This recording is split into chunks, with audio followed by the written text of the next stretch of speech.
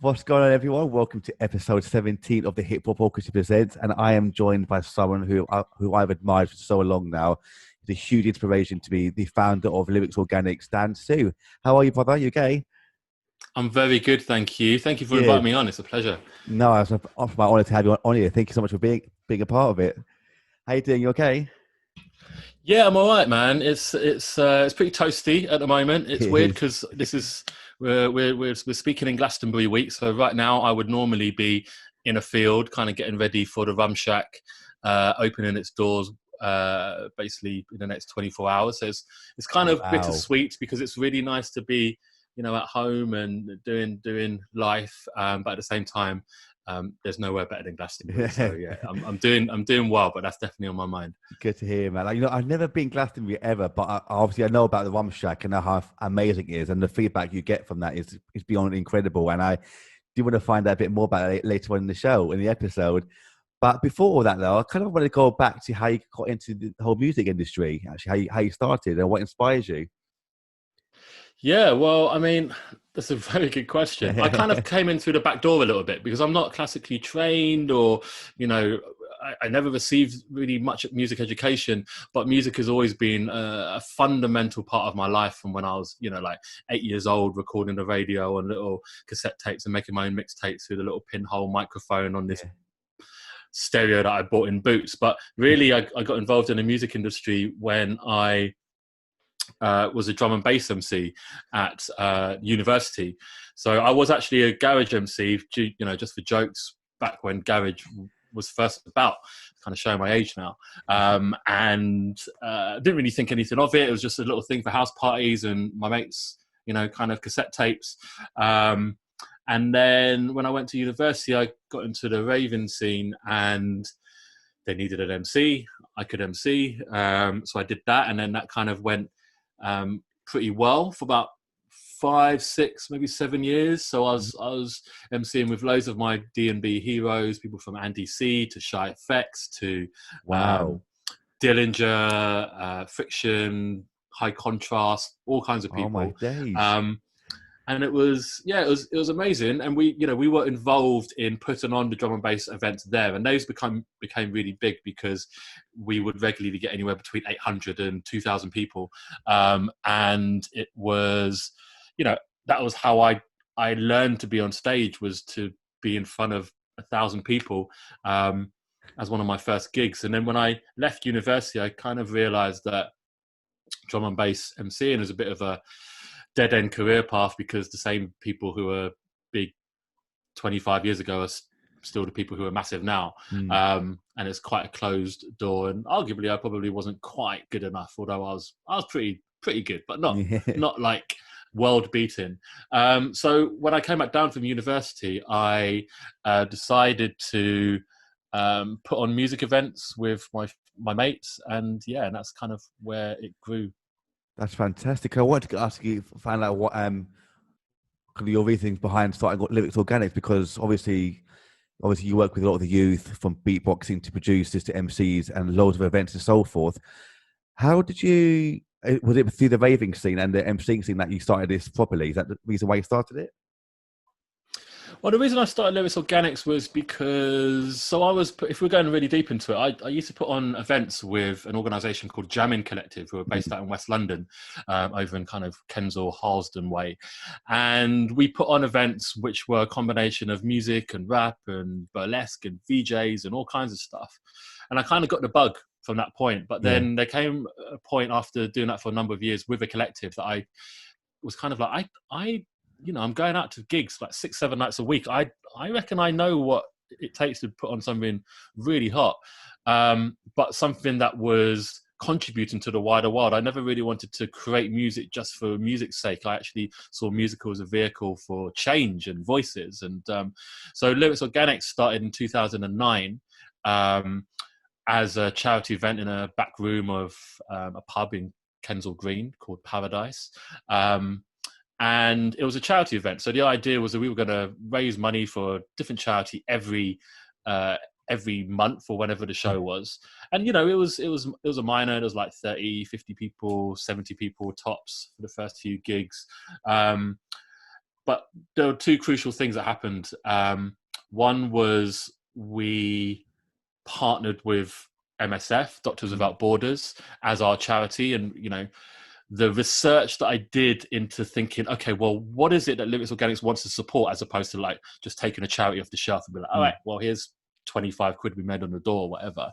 Actually really wanted the charity to kind of be the backbone of what Lyrix Organix was about. And so we chose Doctors Without Borders, being a humanitarian aid organization, which were politically or apolitical, so they were neutral. So it became just about the work that they were doing. And that was something that really embodied what Lyrix Organix does, is that up until recently, we tried to tread this very fine balance between giving a voice to disenfranchised people, but not being overly political, because we wanted the artists to use that voice rather than us to be that voice on their behalf. The other thing that was quite crucial in that formative couple of years, 2009, 2010, was we worked with some artists who ended up becoming like massive. We had one show in 2010 where the billing was Maverick Sabre, Doc Brown, and Ed Sheeran, all on the same bill. I think that was the show that Maverick Sabre, I think, may have got signed. I think Ed Sheeran was very, very close to being signed at that point in time, and Doc Brown that was one of his first comedy gigs before, you know, he then went on to Hollywood and BBC and all that kind of stuff. So, you know, we had little moments where all of the alchemy of the people we knew and the network and the, you know, this didn't start from scratch. I'd been like immersed in the music scene just as a fan more than anything for like a number of years before that. And then when Lyrix Organix came about, I was like, do you want to do this? Do you want to do this? Yeah. That's really inspirational, man, because I'm obviously looking through your history. I know, also known about you and the work you've done for years now. And I've known about the artists that you've worked with, like you mentioned, about from Maverick Sabre to Ed Sheeran. Also, people like Akala as well, which obviously I'm a huge admirer of. I actually wanted to ask you as well, kind of, who have been, I know this might be seen like an obvious question now, but who have been some of your favourite artists that you've worked through over the years? Good question. I mean, it's difficult to say. On the one hand, you have your artists who are like high profile and people know of. And then on the other end, there's the people who no one will ever hear of. And some of those are the most kind of wholesome, resonating moments. But of the kind of higher profile artists that people will know, I mean, having Kate Tempest perform at the Rum Shack once in 2015, I think, and once in 2016. The first time she played was incredible. This was like about a couple of years before she kind of crossed over big time. And those sets were really formative. You know, basically, we took a risk. So I run a venue called the Rum Shack at Glastonbury Festival. And that venue was originally just meant to be a bar with a stage and then let's see what happens. But obviously I took it like both hands and ran with it. And so, you know, we booked artists that far kind of exceeded what would be expected on that stage anyway. Every Thursday, so it normally runs from, well, now Wednesday till Sunday on Glastonbury weekend. Well, back then, I wanted Lyrix Organix to take over the Thursday. So Thursday night was going to be the Lyrix Organix show. And I think in 2015 or 14, we put Kate Tempest on at 7:00. So that was when the gates opened. It was the first show of the first field that was opening up at Glastonbury. So all the people who came to the festival early were queuing up basically. And we booked Kate Tempest before she was known beyond the spoken rap, word and rap community. But by the time Rum Shack came along that year, it was Ramo, and there was people queuing all the way down the rail track to go see Kate Tempest. And then when they were chanting her name, and then when it opened the gates, people just ran to the Rum Shack, and they stayed there for 3 hours, and it was an absolute vibe. But then, you know, also Akala was, you know, is clearly a legend. We've worked with him for a number of years since he was doing stuff with Hip Hop Shakespeare Company. Having Lowkey on the stage at the Royal Albert Hall last year was amazing.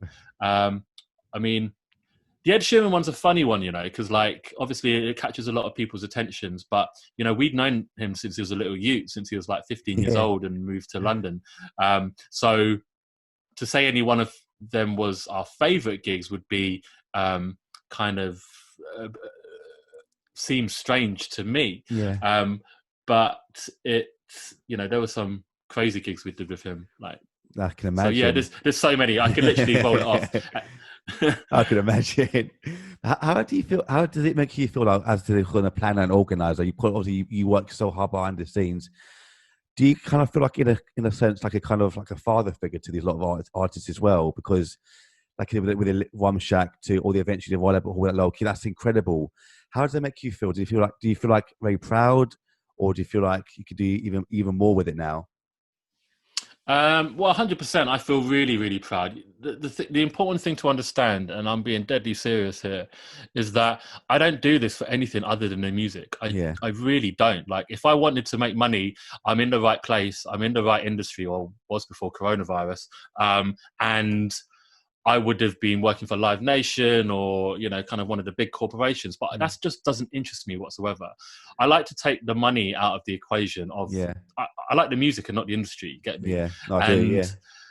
And so with that in mind, everyone who performs for Lyrix Organix, we have a relationship with. Either we want to have a relationship with, or they've been supportive of us and we've been supportive of them. So, I do feel like a father figure for a lot of people, especially who we give their first gigs, and they, whether they become a huge star or whether they just find themselves a little bit more, but then they end up training to become a plumber or a teacher or whatever. Like, it doesn't really matter. So yeah, I definitely feel kind of paternal element to everyone who comes through.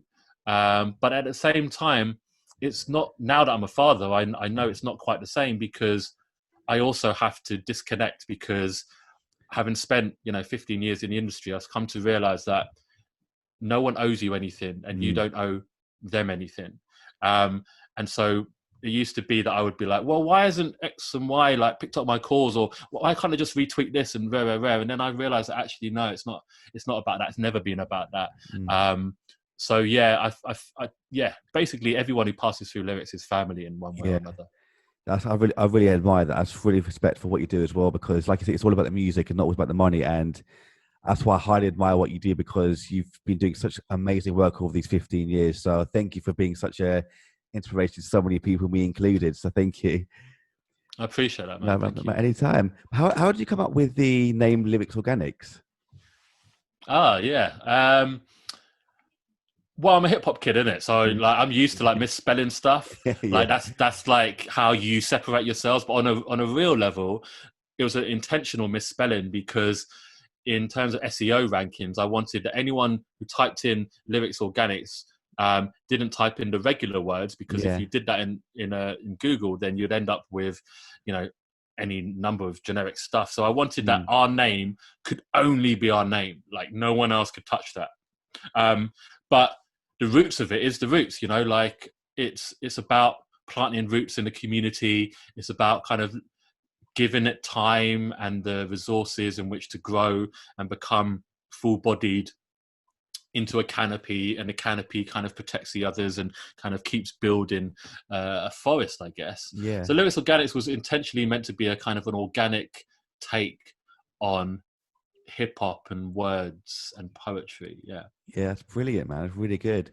Since you started that, how have you seen Lyrix Organix evolved? Has it been like a massive evolution over the years, or has it been like step by step throughout the whole years? It's really kind of been quite fluid. Like, we started out just putting on events, and it wasn't something I had in mind. It was something because, quite frankly, I was working a day job where I was bored, and I wanted to do something while I was at work that was constructive. I come from days where man used to like have a profile on MySpace and update it with freestyle tracks and so on. And, and as a hip hop, kind of someone coming from hip hop, hustle is normal. So therefore I would spend every waking day building some kind of brand. So with Lyrix, it really started just as an event. And then it wasn't until I started working with Natty Speaks that he was like, do you know what? Like, you should think about doing workshops and you would be a great teacher and rare. And I was like, no. And I sat on it for like about a year or two. And And then actually we went to Glastonbury the first year that we had a stage there in 2011, and we were programming the stage, and Natty was programming workshops. And then from that point onwards, it became more and more something that Lyrix Organix does, because it became apparent that we're in a very good place to be able to educate and influence and connect people and give platforms to people, which is what we're already doing, but do it in a more constructive, kind of educative way. And so now our bread and butter, you know, we do a lot of events, and those are certainly the more high profile things that we do. But quite frankly, the thing that pays our bills is workshops. And it's a thing that we love doing. It's a thing that we're great at doing. So it's been a really fluid process. And now we're in 2020, like events and education are very much like they're woven into each other, so that, you know, everyone who's producing anything that we do backstage has come through our programs or come through teaching or our network. But then on the stage is majority, you know, artists who we've been bringing up. So the events and education have now become very much intertwined, and I guess that's become our USP. But yeah, we're fluid, and because we're small and we're grassroots, you know, we can change at any moment. And that's actually been a huge benefit during lockdown, is that we've been able to pivot very, very quickly, because we are a very fluid, mobile, responsive organization, and we're not kind of burdened by size or big budgets or kind of, you know, kind of tick boxes or stuff like that. So it changes, man. Like, you know, in 6 months' time, we might be something different, but we will still retain the same ethos. So I think the thing about Lyrix Organix really is that, yeah, we do events, and yeah, we do, you know, kind of empowerment and social action and education. But actually, Lyrix Organix is an ethos more than anything. The other stuff is more the kind of the manifestation of that ethos. Yeah, it's fantastic. You must have always been planning for future ideas, future plans as well.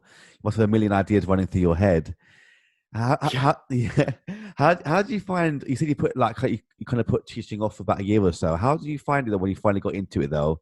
Because you're a fantastic teacher as well. How do you find it when you first started doing it? Or was it like a natural section to segue into it, or did you find it quite hard at first?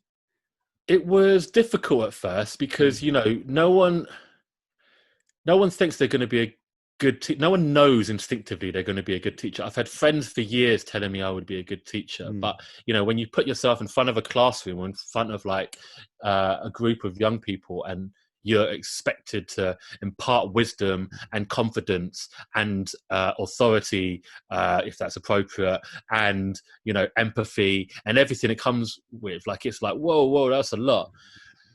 I mean, what's been really helpful is having supportive people like Natty around, and then, you know, having the opportunity to just, you know, be in the background for the first few sessions, and then slowly, like, maybe lead one activity, and then realize actually people were digging it. And so you kind of start to formulate new ideas and concepts and approaches, and you start to learn from other people around you. And now I love it.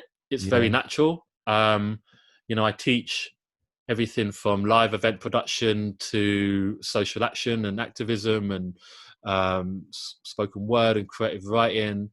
And, you know, all the skills are kind of transferable into each other. You find your own style, you find your own space, you find your voice.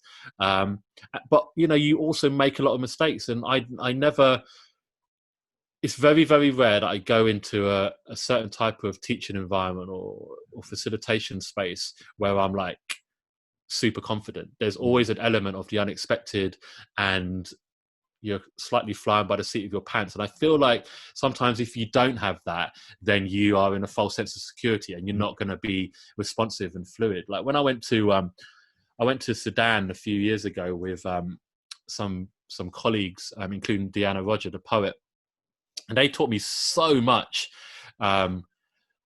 just by me observing them, really, of how you empathize with other human beings, even when you have a language barrier. And that taught me a lot. And it made me assume, as a word person, it made me assume that you had to have the right words at the right time for everything. But then when you don't share the same language, what are the right words? And therefore, your body language becomes important. A smile becomes important, like a touch, if appropriate, is like a hand on the shoulder, or just like a fist bump, or whatever it might be, can change someone's kind of engagement in a conversation. And so those are the things that I really enjoy around teaching, because ultimately teaching is just about people. Music is just about people. So, if you like people, then you'll be fine. Of course, I completely agree. I could have said it better myself. I completely agree with that one. But kind of adding to that about having the sort of right people around you, because I completely agree. How important do you feel it is to have the right sort of people around you to help inspire you and teach you and lead you to the right places? I mean, it's so important, because without people to tell you what's not so good, because people will always tell you that what you do is good. That's like people being kind, and you start to get a radar for when people are just BSing you, or when they are, that's probably not the right word, like when they are trying to just like placate you, or just kind of pleasantries. And then there's mates who tell you I'm not sure that works, that color on the flyer doesn't really work, are you sure you want to put that artist on that stage? Because when you do something, especially when it's your passion project, and I'm sure you feel the same way, is that like when you do something that's your passion project, it's very hard to kind of let go of that. And you can only really let go of that when someone tells you straight what is good and what isn't good. So yeah, it's really important. But then at the same time, it's also really important to have your own sense of identity, I think. I mean, how do you find it with Hip Hop Orchestra? Like, how do you, especially because of your role within that, it's a very singular role, like traditionally. So how do you find it? You know what? I find it exactly the same as you, because having your identity is obviously a very crucial thing to do. But at the same time, you need other people who will be honest and direct with you, saying this doesn't quite work or that works. Let's try it this way, maybe. And I realized as well that over the years, it opened my eyes and ears to brand new ways of doing things as well. Thinking, I didn't think of doing it that way, maybe originally. Let's try it this way, and that works. Or maybe that didn't work, whatever it might be. But like you as well, the people that I work with, I consider my family, because I worked with them for years. We've been so honest with each other from the get-go, and it's just so crucial to if you want to move forward in life. So I consider everyone family now. It's a fantastic thing to witness. Yeah, and I think family becomes even more important in terms of the days that we're about to go into as a country and as an economy. I think it's really important to have that close knit community who you trust and who support each other in absence of money, or when money's not a priority. And I think that having people around you also defines you in some ways. Like for the longest of times, up until really recently, I wouldn't really have many close friends from the music industry. And myself as an individual, I've always been a bit of an outlier, like a kind of unusual and different. And I kind of enjoy that. And so similarly, when I realized that my career was starting to become the music industry, I actually wanted to separate myself from that. So a lot of my closest friends have no idea about the music industry. They couldn't care less about whatever artist or whatever gig I'm putting on. Don't get me wrong, they support me in that, but it's not like they, they're doing other things. They're like, barristers or yoga teachers, or like just like single mums or whatever it might be. And that's important, man. People really keep you grounded. Of course it is, really is. And have you worked with the same sort of group of people for a while now, or does it always constantly change, bringing in new faces and people? I mean, it's really important to me to bring in new faces and people, because I don't want to be one of those event companies. And there's so many like producers, especially in festivals, where they just recycle the same artists over and over. Now, there are a lot of artists who we do work with regularly, for sure. And there've been artists who've worked with us for, anywhere up to 10 years or more.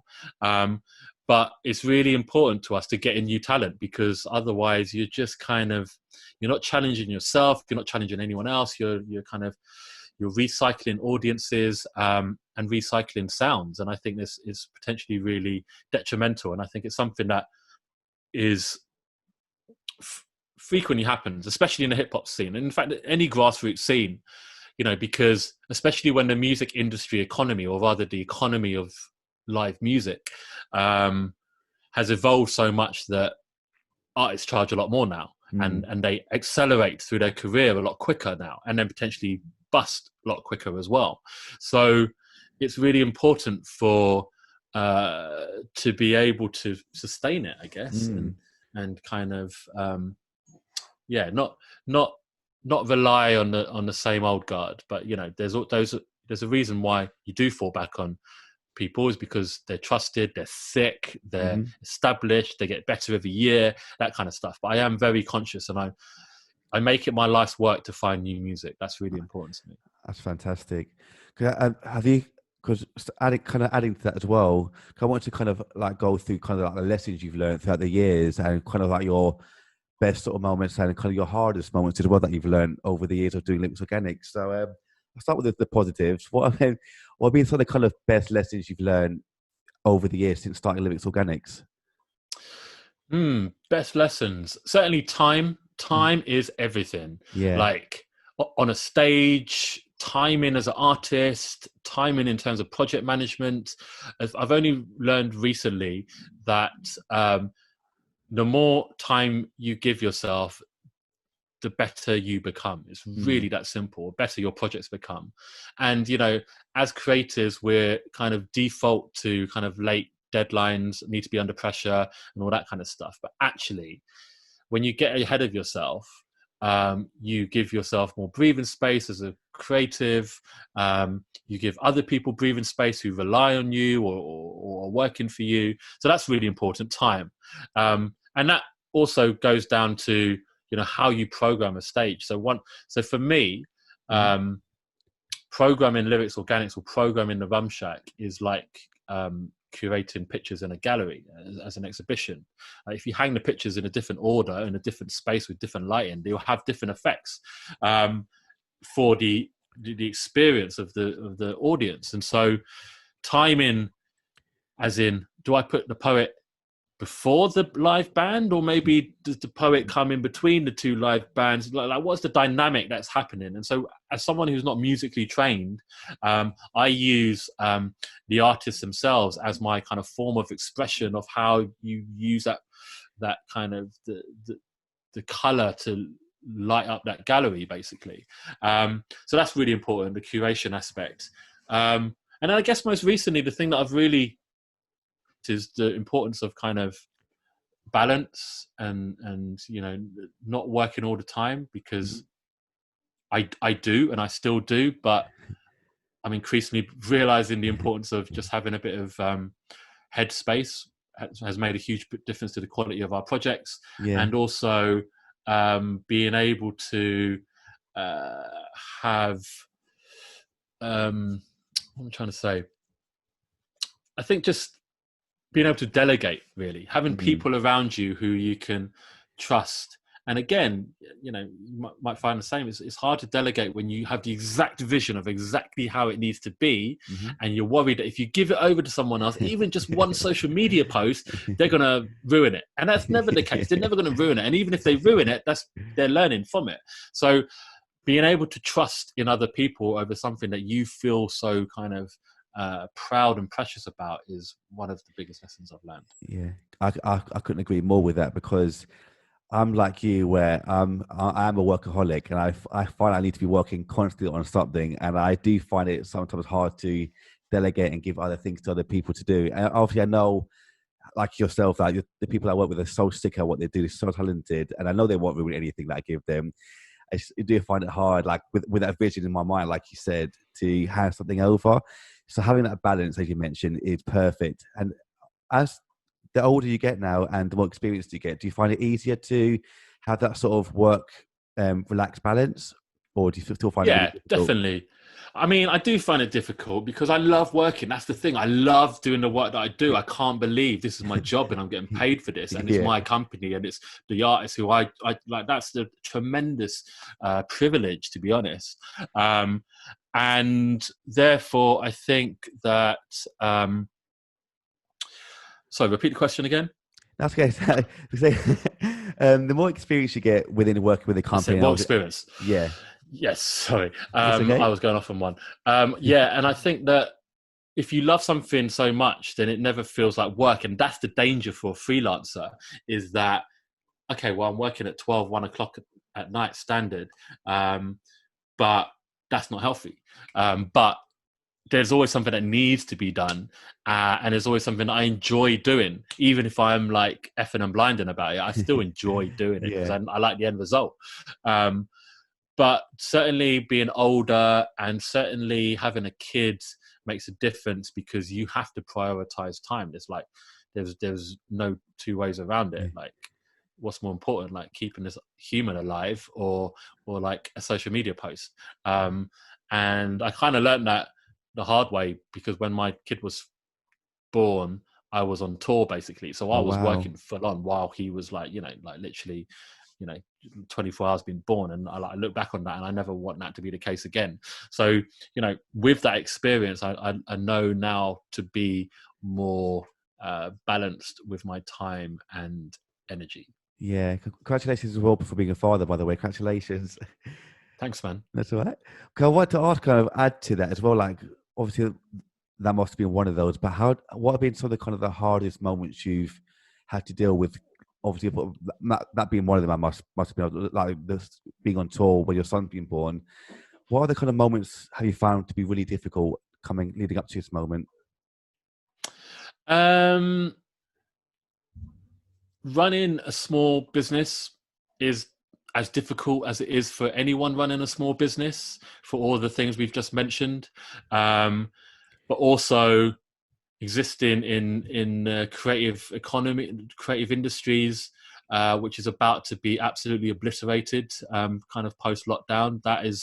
That's always a challenge.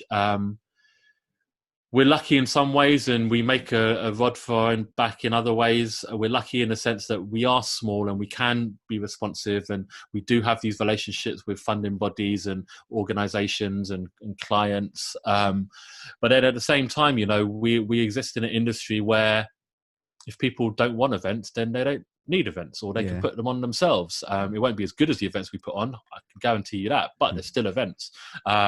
Likewise, people could get in people who are not as good as us to do, education or youth projects or whatever, and that's calm, I get it. But the daily fight to like survive on a month-to-month basis is difficult. Like we're not too bad at the moment, but that's because, kind of accounting wise, I basically do my teaching, and that money also comes into the business. So like I am also subsidizing the business through my own kind of extracurricular work. So otherwise, there's a chance that Lyrix Organix may not be here. So that's difficult. We've always been like around zero or just above in terms of our cash flow.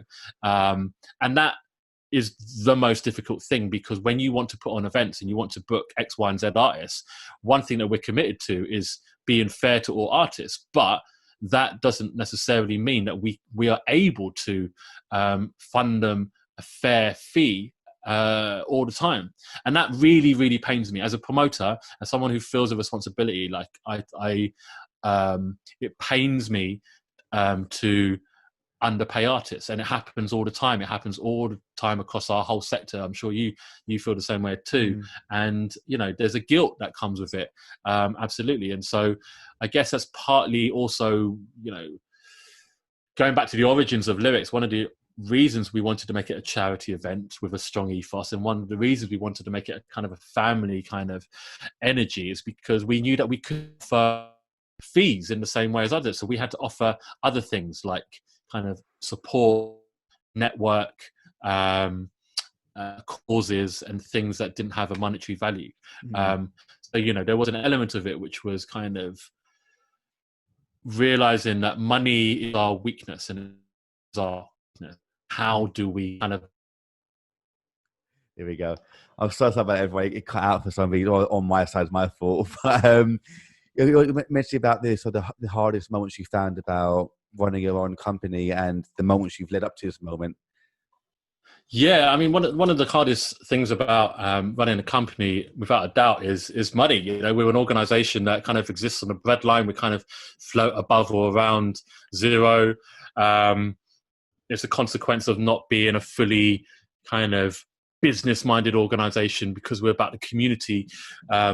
arguably more so, to our own detriment in some ways. It was never designed to be this kind of a business. If we did, we would have made very different decisions. But I guess the most challenging thing about that disposition is wanting to pay artists more consistently.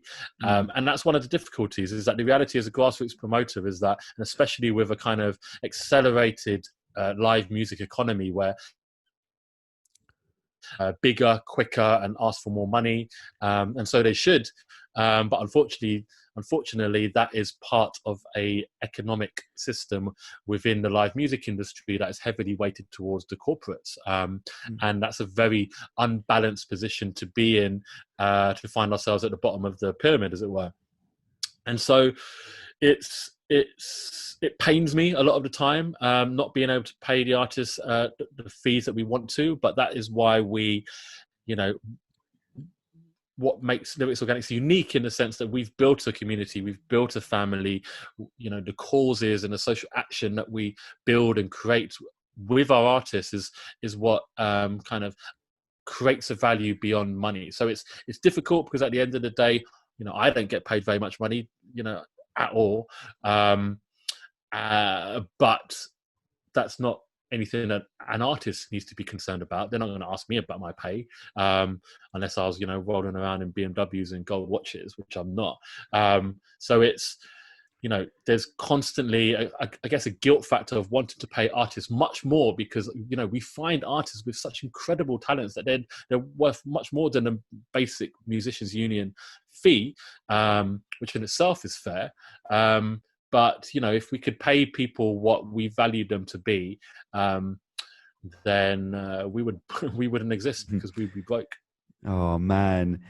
Okay, kind of going on from then, adding to that, with lockdown as well, how have you had to kind of restructure your whole company, or are you still pushing for the sort of regular events that you normally do for the future? Yeah, so we pivoted quite quickly. Like I said, we were very lucky in that we a small, responsive organization, and as it happened, I'd kind of taken most of the first kind of quarter of this year off, which meant that we didn't really have any big events on the horizon. Yes, we probably lost about like 45k worth of work, but Wow. that's a minor, because those are, that's just a figure. It's not money we got. It's not money we spent necessarily.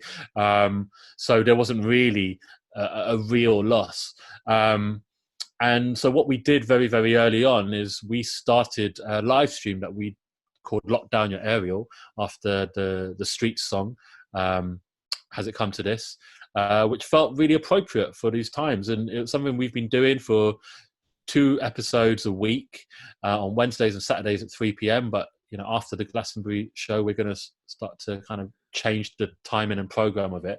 But basically, it's been a joy. It's been an anchor for me and a lot of people. It's brought a lot of joy to people's lives. It's a mixture of music and poetry, but also kind of micro workshops. We have a thing called a Eureka Moment, which is a 10-minute slot that could be anything from lucid dreaming to creative writing to physical activities to kids workshops. And it's basically, lockdown has been a very peculiar time. What I tell you about Lock Down Your Aerial now will be entirely different from what Lock Down Your Aerial looks like in 8 weeks' time, and will have a different context. And when we started Lock Down Your Aerial, the context was that people really needed something to get their teeth into, which was a distraction, but also a bit of light. Now, as that has evolved, especially in light of the murder of George Floyd and the kind of the reignition of Black Lives Matter,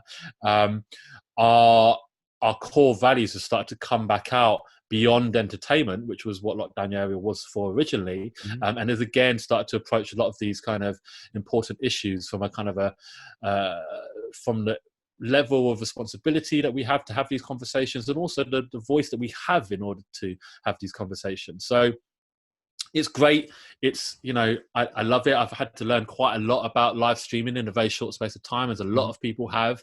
But we're in a good place. And I feel like, actually, weirdly, Lock Down Your Aerial, the live stream is something which we've always were meant to do. It feels natural. It feels like, I'd lost the interest of doing events a little bit over the last year or two. We weren't doing that many kind of public shows.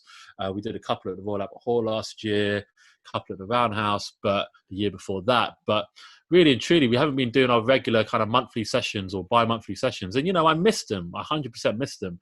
But at the same time, the amount of work that goes into them and the amount of reward you get out of them, it just doesn't make sense. So having the kind of low risk option of, getting out of bed, doing a live stream, bringing that exact same energy, but in some ways bringing more people because it's a lot more easy to access, makes a lot of sense. So we've pivoted, and also we're adapting. That's evolving into a kind of an artist development program. So we're going to take on probably about 10 artists, give them masterclasses and training into how to, get their digital live streams and tech, or running properly, masterclasses from people who run OBS, digital marketing, and then also give them little bursaries for kit to improve their kind of live stream situation.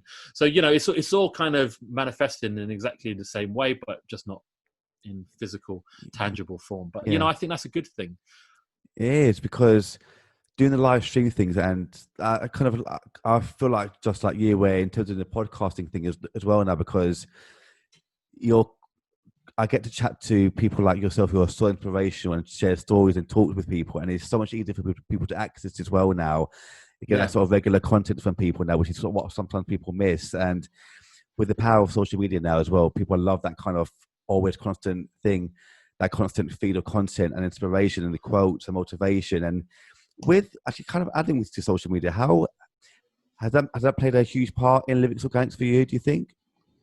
Yeah, 100%. Lyrix Organix wouldn't exist without social media, because we didn't have any money from day. So I knew that when we put on our first show, the strategy was that we put on a show, we get in 30 of my mates and we kill the show, and then we make sure that everyone tells their mates about it. And that's literally how we grew. And that only came about because come about 2009 was when social media was really becoming an important part of events. That's when Facebook was starting to release an events function and stuff like that. So it was kind of like when social media was starting to mature. And now we're in a space where, again, we don't have loads of budgets. We are relying on word of mouth. We're relying on content, and our content game could be loads better. And that's why Lockdown Your Area has been such an important part, because actually it plugged this gap where we're like, well, we haven't had the money to create loads of content, or necessarily the expertise. And so what can we do which fulfills that whilst also still keeping us there? And so a live stream regularly, super regularly, felt like something which was kind of killing two birds with one stone.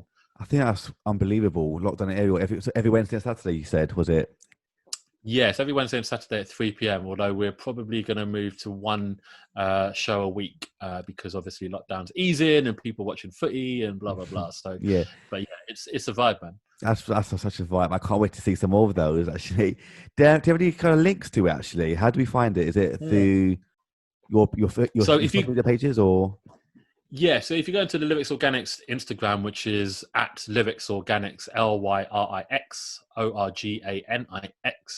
Organiix, we post all the lineups and all the timings up there and on all our social media channels. Yeah, we started on live streams in the same way as Lyrix Organix started in physical. We chose a venue which no one was really using. So we started out at Paradise by way of Kensal Green and Old Queen's Head in Islington. And this was when gastropubs were first a thing. So basically they would do up old tatty pubs, put in some good food in there and put a stage in upstairs. Now, Colombo Group went on and to own XOYO and, loads of big venues or famous venues around London.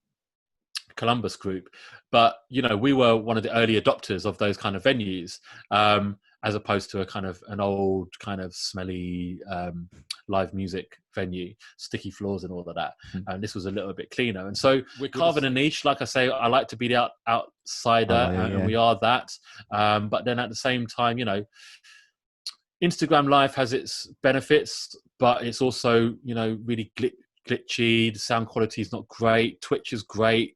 but it's not for all audiences. Facebook is not something I always want to kind of tether myself to. So it's, there's no right platform for any one person, really. I think it's just about making it your own. Yeah, that's brilliant. I think it's perfect because creating your sort of niche and what works for you is what works best. It's fantastic, really good. Yeah.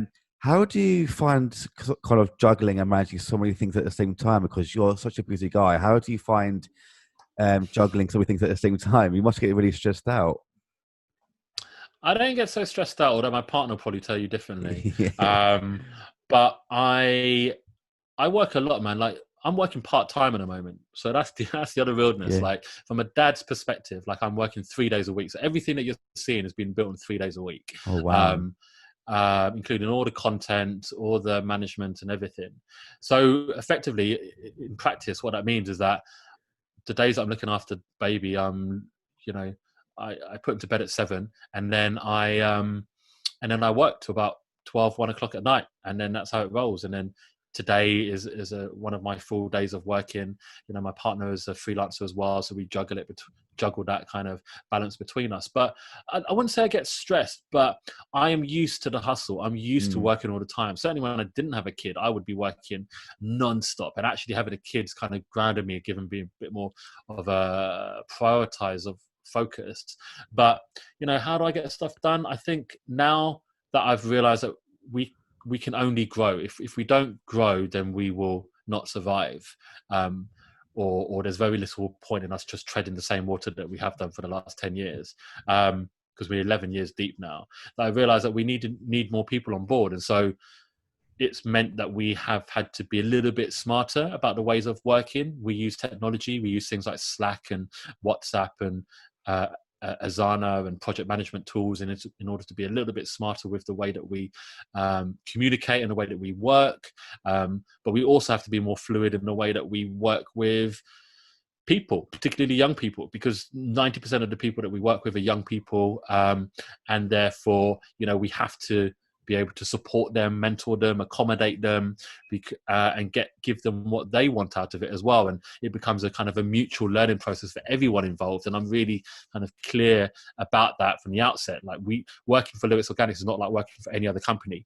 You'll probably feel a whole lot more value than you ever would do. There's probably going to be moments where you feel a lot more kind of out of your depth than you might do at other organization, but you're going to come out of it knowing so much. Like, some of the success stories of the people who have come through Lyrix Organix has been amazing. They're working in the education department at the mayor's office.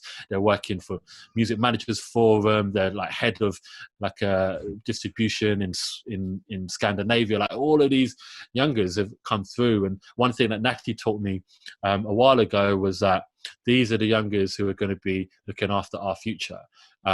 And even getting us work in the future. And I'm starting to see that, and that's very gratifying. But it's really important to have other people on board. Otherwise, I would be stressed all the time. Yeah, I find that really inspirational what you're doing, and like you said about the youngers going to such amazing places through you and other similar places as well. So once again, so thank you for being such an inspiration to everyone, and keep up the amazing work.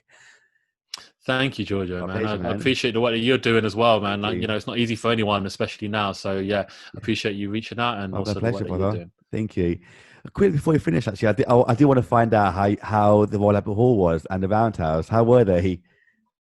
Yeah, they were, mate. I mean, I love the Roundhouse. The Roundhouse is my favorite venue, possibly in the world, actually, because of how well they integrate their youth programs and how fundamental it is to everything that they do, including the massive gigs there that I've been to. But so Roundhouse is kind of like a second home for me in a way. So it's great. I get loads of great support. They're visionaries and they have great facilities. The Royal Albert Hall was mad because for a number of reasons. One was because it's such an incredible venue. Like, it's so beautiful and it's so prestigious, if not the most prestigious venue in the UK and possibly the world. It's like you're I don't know. There's very few places that match the architecture with the programming, with the kind of history, and to that end, it also felt a bit weird because Royal Albert Hall is fundamentally a very kind of monarchist-rooted, kind of very white British institution, and I recognize that, but it was, and I appreciate that. I don't, I don't have a problem with it per se, but I also wanted to represent him there, and it was a bit of a risk, asking Lowkey to do it because I wasn't sure how he was going to feel about, being asked to perform at the Royal Albert Hall, albeit in the Elgar room. But he was totally down for it. And the set that he did was really intimate. It was just like him and two vocalists, basically, and piano. And it was just gorgeous. It was sold out. You could hear a pin drop. There was tears. It was beautiful, man. That's brilliant. It's one of my favorites. That's fantastic. Is that the one with the piano, the red piano inside it, the Elgar room? Yeah, man, Elton John's piano, and I love Elton John still. So like, I was gassed. I was gassed. Like I've been here before for some talks with film composers, so I know exactly. And I'm like you, man. The Royal Albert Hall for me is my favorite venue in the whole world, and the Roundhouse as well. I used to work at Roundhouse about 13 years ago now. Wow, getting old. But I worked there for about a year and a half, working like behind the scenes, also doing engineering work there. So I know, I know the ins. So like yourself, I know the ins and outs of what it's like, and the work they do and how organized they are as well is second to none. It's ridiculous how good they are.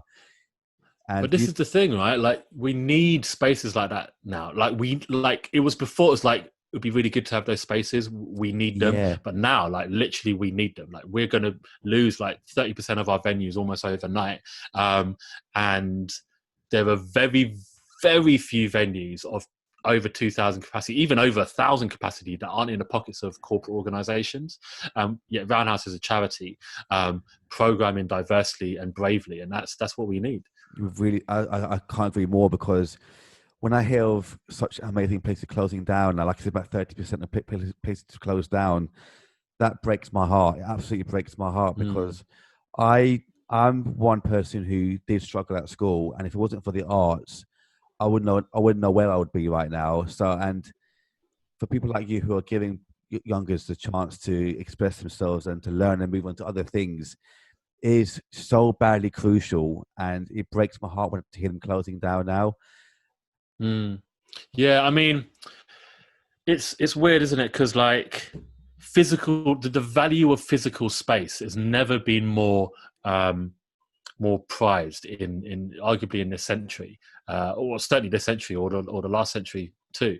The very idea of being in a room together enjoying something seems alien at the moment, and so to then leave this lockdown space, and for a large proportion of these really struggling small businesses, don't get me wrong, Sadiq Khan and Music Venues Trust have been doing some incredible work. There've been a good amount of money being funded into the kind of coronavirus emergency fund, but that's not going to last forever, and we will lose a lot. So it's very sad, man. I see physical spaces as, or if not more important than people in London. They're giants in the city. Yeah, but you know what? I think I might finish on that. But if before we go, is there anything you'd like to share with us before we go? Other than man, I guess I'll promote it. When's this going out? So in a couple of weeks' time.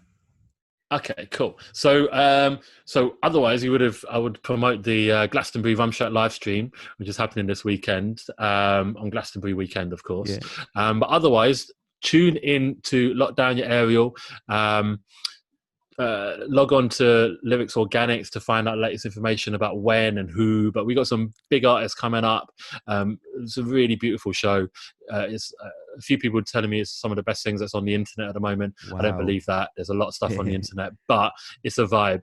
Other than that, just keep a lookout for Lyrix Organix and all the work that we're doing, because we need each other at the moment. And really and truly, it's a very important time to have your voice heard, and we've been spending a lot of time behind the scenes mobilizing strategizing, reflecting, because, you know, in this moment where Black Lives Matter is very much at the forefront of the agenda, we want to support and also provide the infrastructure and network that other organizations may lack, because we've been doing this for a very, very long time.